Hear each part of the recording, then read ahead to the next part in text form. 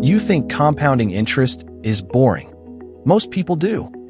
But what if I told you that a person investing just $5 a day could end up wealthier than someone earning six figures who waits too long to start investing? That sounds fake. It sounds like one of those scam ads with a guy standing next to a rented Lamborghini. But it's real. And today I'm going to show you what compounding interest actually looks like in real life. Because once you understand this concept, you will never look at money the same way again. Most people think wealth comes from earning more money. That's only part of the story. The real secret is time. Time is the thing rich people protect more than anything else, because time multiplies money in a way that hard work alone never can. And the crazy part is, compounding interest looks incredibly boring at first.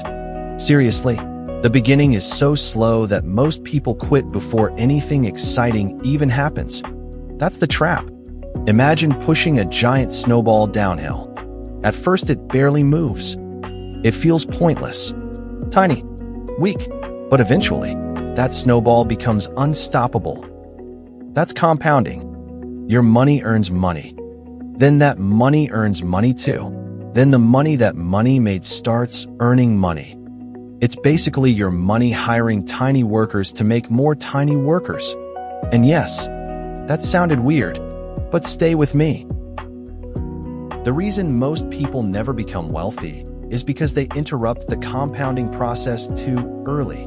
They start investing, get impatient, pull their money out, spend it on random stuff, then restart later. That's like planting a tree, digging it up every 6 months, then wondering why it never grows. Now here's where things get interesting. Let's say two people start investing. Jake starts investing at 20 years old. Sarah waits until 35 because she thinks she has plenty of time. Jake invests just $100 a week into simple ETFs like VAS or VGS. Nothing flashy, nothing exciting, no crypto rocket emojis, no millionaire guru nonsense. Just simple, consistent investing. Now let's assume the market averages around 10% growth over long periods of time.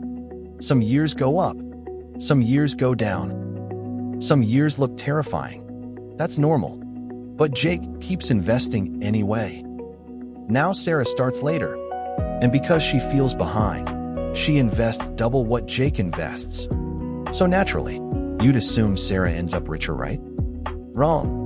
Jake absolutely destroys her in long-term wealth, even though Sarah invested more money overall. Why?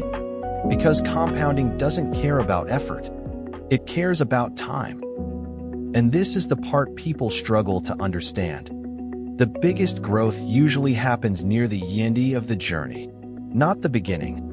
That means the people who become wealthy are usually the people who stayed patient long enough to experience the later years of compounding. The beginning feels slow, painfully slow. Year 1, not impressive. Year 3, still kind of boring. Year 5, you start seeing movement. But somewhere around years 10, 15, 20, things start getting weird. The graph suddenly curves upward, aggressively. And that's the moment people finally understand compounding. Unfortunately, most people quit before they ever reach that stage. That's why time matters more than salary. You can earn huge money, but if you waste time, you lose the biggest advantage compounding gives you. This is why wealthy people obsess over investing early. Not because they're smarter, not because they have secret information. They simply understand the power of time. Now let's talk about the biggest mistake beginners make. Trying to get rich fast. That mindset destroys people. Because once people expect instant results, they panic when investing feels slow. They see markets dropping. They get scared. They stop investing. Then they miss the recovery. And this happens constantly. The market drops. People panic sell. Then the market recovers without them. That's like jumping out of a plane because of turbulence while everyone else safely lands later. Market drops are normal. In fact, long-term investors quietly get excited during crashes because good investments temporarily become cheaper. It's basically a giant sale. But emotionally, most people do the opposite. They buy when things feel safe, then sell when things feel scary, which is completely backwards. Now, if you're sitting there thinking, cool, but I don't have much money. Good, because compounding does not require huge amounts of money to start. The biggest advantage is consistency. That's it. Small amounts invested consistently over long periods can become life-changing. And honestly, technology has made this easier than ever. Apps like Vanguard, Betashares Direct, CMC Invest, even eToro. These apps make investing ridiculously simple now. You can automate deposits, set recurring investments, then basically let time do most of the heavy lifting. That's the key. Automation removes emotion, because emotions are what usually destroy investing strategies. People overthink, panic, try timing the market, watch too many finance TikToks from people renting Ferraris for the weekend. Meanwhile, the boring investor quietly building long-term habits usually wins. That's the funny part about wealth building. It looks boring for years. Then suddenly everyone thinks you got lucky. But it wasn't luck. It was consistency, patience, and time. Now let's answer the question people always ask. Am I too late to start investing? Honestly, the best time to start was years ago. The second best time is today. Because every year you delay investing, you're not just losing money, you're losing future compounding.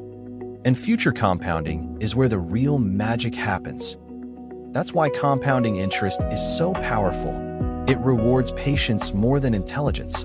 You don't need to be a financial genius. You don't need a perfect strategy. You don't need to predict markets. You just need to start. Stay consistent and give it time. Because eventually, your money starts working harder than you do. And once that happens, everything changes. If this video helped you simplify finance, like and subscribe for simple finance in minutes. This is bite-sized finance.